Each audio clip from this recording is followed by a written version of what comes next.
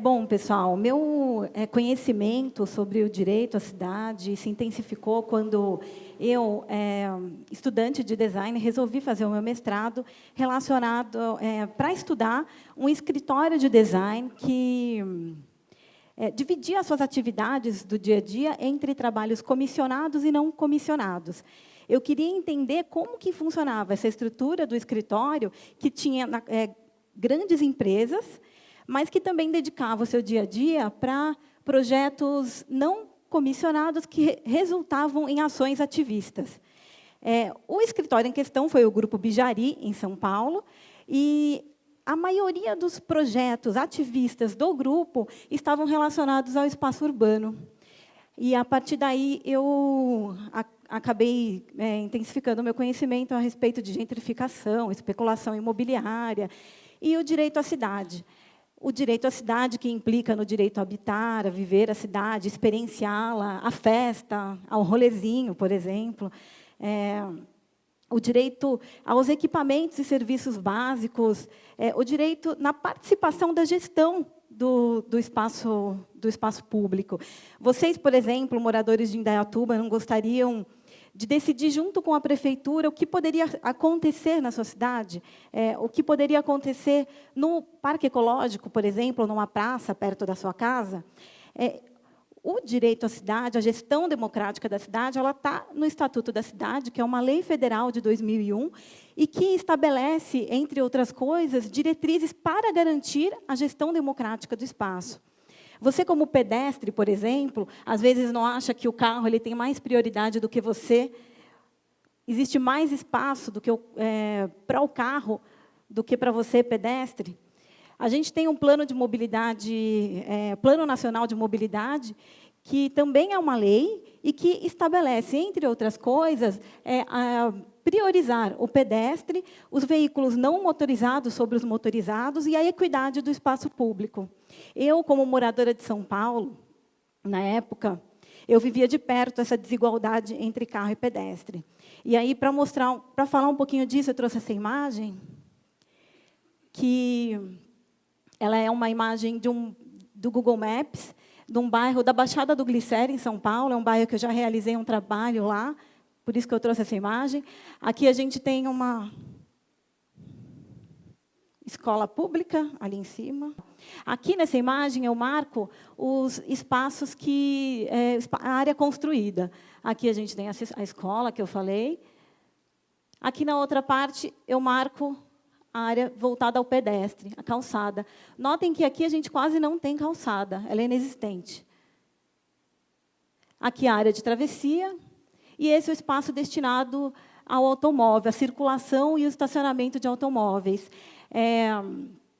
Notem que aqui tem uma área que faz parte da área construída, grande parte dos locais das áreas dentro da área construída, grande parte das áreas construídas também tem o estacionamento hoje em dia, né? Então, notem que a área vermelha ela é bem maior, a área voltada ao carro, o leito carroçável é bem maior do que a área azul do pedestre, né? E aí ainda tem um cara aqui que estacionou o carro na calçada. Para fazer essa imagem, eu me baseei num estudo do Michael Anderson, que é um especialista em mobilidade urbana, e ele fez esse mesmo estudo em várias cidades do mundo, e ele chama isso de a arrogância do espaço urbano. Bom, na época do meu mestrado, eu acabei intensificando meu conhecimento em relação à cidade, direito à cidade, e eu trabalhava num grupo de designers que se chamava Grupo Design OK, e acabei conhecendo a Carol Ferres, do Cidade Azul, e ela mostrou para a gente o conceito de parklets em São Francisco, na Califórnia, que eles foram pioneiros em realizar os parklets, criar um manual de instalação para o parklet. E, bom, o que é um parklet, né? O parklet é uma área de lazer e convívio que ocupa o espaço do carro, alargando a área da calçada, priorizando o pedestre. Quando eu conheci esse projeto, eu fiquei fiquei apaixonada, né? Falei, gente, a gente tem que fazer alguma coisa dessa em São Paulo. E aí a gente se juntou, um grupo de designers, arquitetos, um instituto de mobilidade urbana, uma empresa de eventos, e passamos a pedir agenda em todas as secretarias da cidade de São Paulo para que as secretarias conhecessem o projeto, entendessem a sua importância. A ideia nossa, desde o início, era que o Parklet se tornasse uma política pública para a cidade de São Paulo. Pouco tempo depois, a gente conseguiu realizar uma ação de 2 dias. A gente instalou 2 parklets em lugares diferentes na cidade, durante 4 dias. 2 parklets durante 4 dias, com a parceria da prefeitura e de outros parceiros também. E a ideia aqui era sentir como que apresentar o conceito, né, para a cidade de São Paulo e sentir a reação da população. Nesses 4 dias, a gente fez uma pesquisa para saber se as pessoas gostaram ou não gostaram. Depois disso, 1 mês depois, a gente instalou um outro parklet numa travessa da Avenida Paulista. Esse ficou instalado durante 1 mês. Ele teve uma agenda cultural ativa. Um parklet ele pode ter uma agenda cultural, pode ter um gestor do parklet que propõe a agenda cultural para aquele lugar. E foi durante a Bienal de Arquitetura. E a ideia aqui era debater, nesse segundo momento, com as secretarias de São Paulo, como que a gente iria fazer acontecer essa política pública. Notem aqui que o parklet ele deve ser acessível a partir da calçada, ele tem que ter floreiras, assento, ele tem que ter paraciclo, né, estacionamento para bicicleta, e ele não deve ser privatizado. Todo parklet tem que ter uma placa de espaço público para evitar a sua privatização. Bom, 1 ano depois de a gente ter começado essa maratona de visita às secretarias e instalação desses 2 parklets, que esse também era um parklet temporário, o prefeito da cidade de São Paulo, o Haddad, ele assinou um decreto regulamentando o uso e a instalação de parklets na cidade. E esse é o primeiro parklet definitivo da cidade, ele está lá até hoje, também no mesmo lugar onde estava aquele parklet anterior, que era temporário. Ele está numa travessa da Avenida Paulista.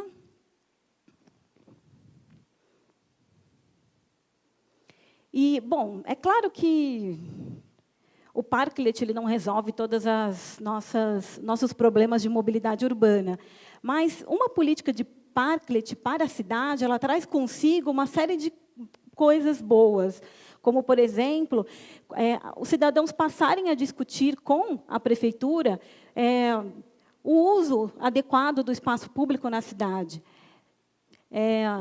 Passa também a serem criadas novas políticas, um olhar maior para a cidade, passam a ser criadas novas políticas de mobilidade urbana. E aumenta o espaço público por pedestre na cidade, além de põe em questão o espaço que é destinado ao carro. Hoje, na cidade de São Paulo, a gente tem 89 parklets instalados pela iniciativa privada. Iniciativa privada pode ser uma pessoa física, pode ser um comércio, um clube, uma escola. Hoje, qualquer cidadão pode instalar um parklet na frente da sua casa, ou comércio, escola, bar e etc. E tem 32 parklets instalados pela Prefeitura de São Paulo. Bom, esse grupo que se engajou para que os parklets se tornassem realidade na cidade de São Paulo, parte dele hoje forma o grupo Design o Coletivo Leve, ato falho. O Coletivo Leve trabalha com urbanismo tático, entre outras coisas. O que é? Nós somos arquitetos e designers.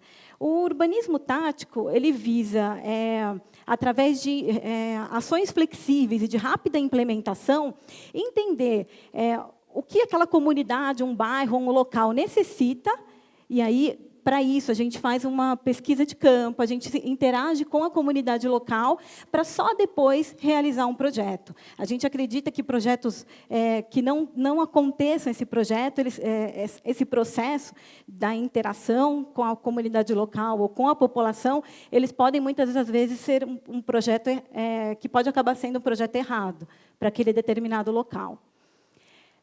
Um dos projetos que a gente fez agora, faz pouco tempo, e que eu tenho muito orgulho de ter participado, é um projeto para crianças no bairro do Glicério, em São Paulo, o bairro que eu falei que eu já tinha feito um trabalho. Aqui é uma imagem da fachada de uma das casas na Baixada do Glicério.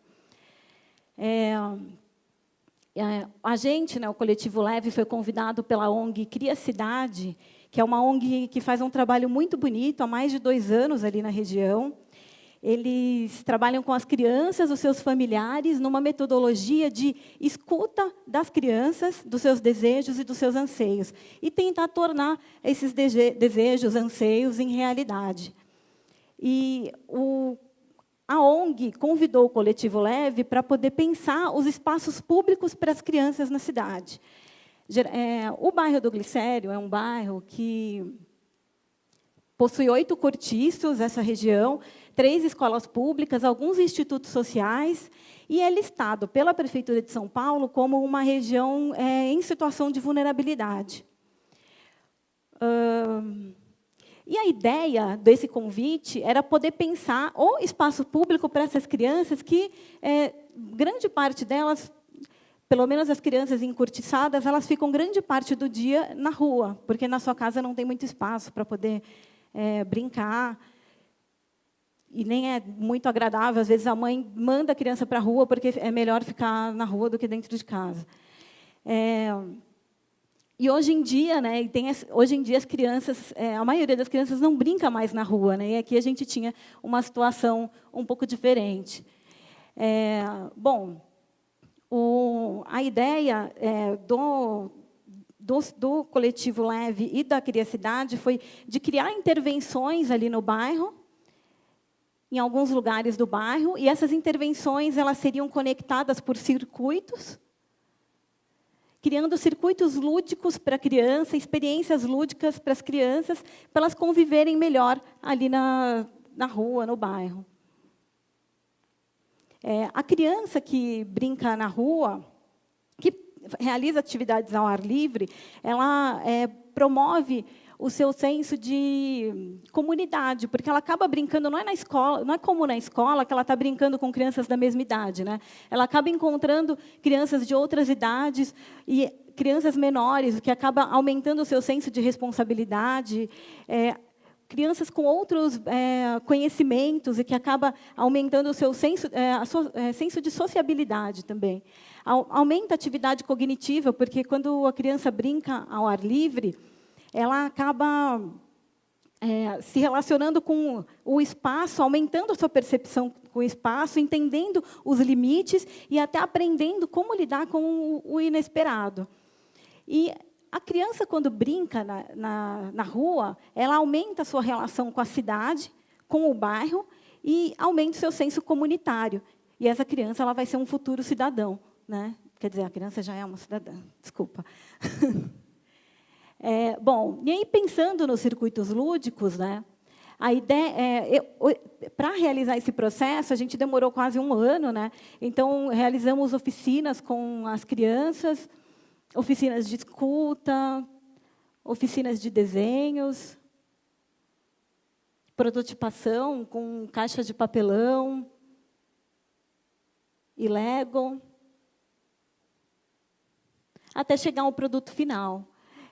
A ONG Cria Cidade convidou outros artistas para deixarem os circuitos bonitos com grafite, música e etc. E nós ficamos responsáveis pelo mobiliário, que estariam naqueles pontos de intervenção que eu mostrei para vocês. E aqui tem algumas imagens dos mobiliários que fizemos. A ideia do mobiliário era promover os circuitos, promover a interação entre as crianças, a motricidade infantil, minimização de material.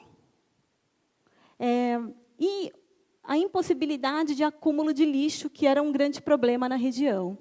Eu tenho um sonho de criar um espaço público infantil, quem sabe um dia e quem sabe em algum lugar, né? E aí, com esse projeto, a gente acaba trazendo, transformando a rua para aquelas crianças, né? E o senso de pertencimento com o lugar. E, bom, eu sou designer, faço parte do Coletivo Leve, também faço parte de um instituto que trabalha com direito à cidade, que chama Instituto A Cidade Precisa de Você. E além de designer, eu digo que sou empreendedora social, e eu queria muito vir falar com vocês aqui em Indaiatuba, para poder, quem sabe, criar novas conexões e tentar fazer valer essas leis existentes. Bom, obrigada.